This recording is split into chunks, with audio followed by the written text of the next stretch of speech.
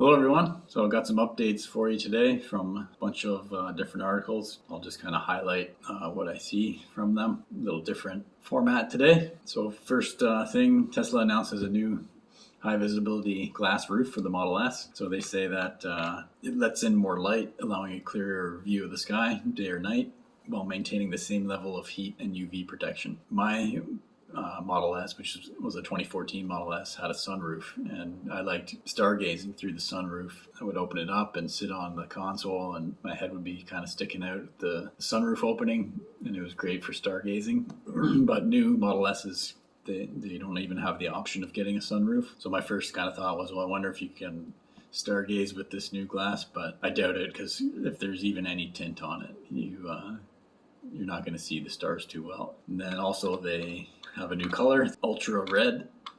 Yesterday's video I was talking about why Tesla dropped pretty significantly, and another reason that I found might play a role is the Wall Street analysts have actually lowered their expectations on deliveries up to 2030. It was at 6.6 million deliveries, was the consensus for 2030, and now you can see that it's gone down by 150,000, around 6.4 million.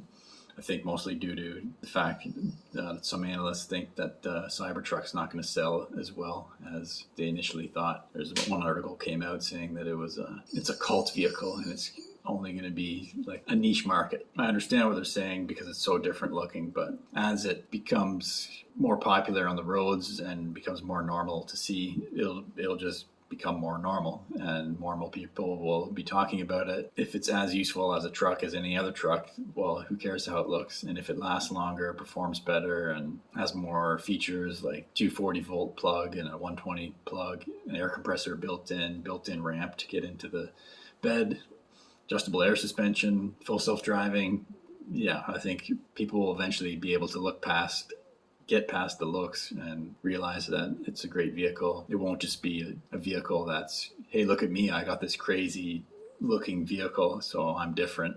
At some point, there's going to be so many on the road where it loses that factor, becomes almost just a normal truck that you'll see on the road. Then also yesterday I was talking about this too, like the overall market, why we think it's down. So there's this bank, Silicon Valley Bank, that stock dropped 60% yesterday. From what I understand, they were not earning a lot of interest on a lot of their investments because for so long interest rates were low, and now that interest rates are much higher, people have other options where they can place their money and get better returns. But the short story, a lot of people want to pull out from this bank because of those interest rate changes, just change the dynamics of the market. This bank is looking to raise money, raising concerns across the banking sector that has got the market really scared. When the banking sector is in trouble, that's never good.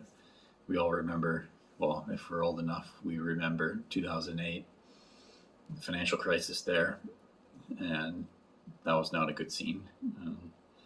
So I think there's a little bit of jitters in the market because of this scenario. Stocks were down, including Tesla yesterday. We'll see how it goes today. Tesla right now in pre-market trading is up a little bit, but we'll see how that goes. Last thing I want to mention is update to the GM situation with the buyouts.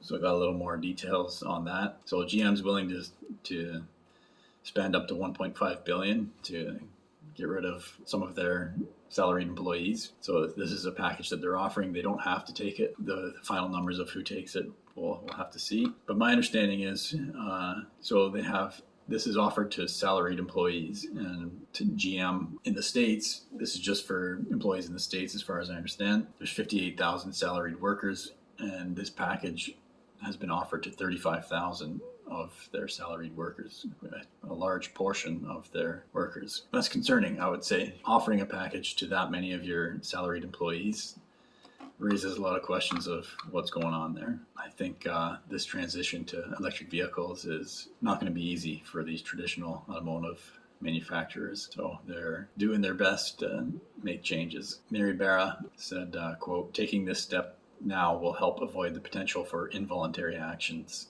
end quote. They're offering them a package that kind of suggests, well, if you don't take the package, there's a chance, we might have to force you out the door. And Ford is also cutting a lot of jobs. They plan to eliminate 3,800 product development and administration jobs in Europe in the next few years. So yeah, that's my update for this morning, March 10th, 2023.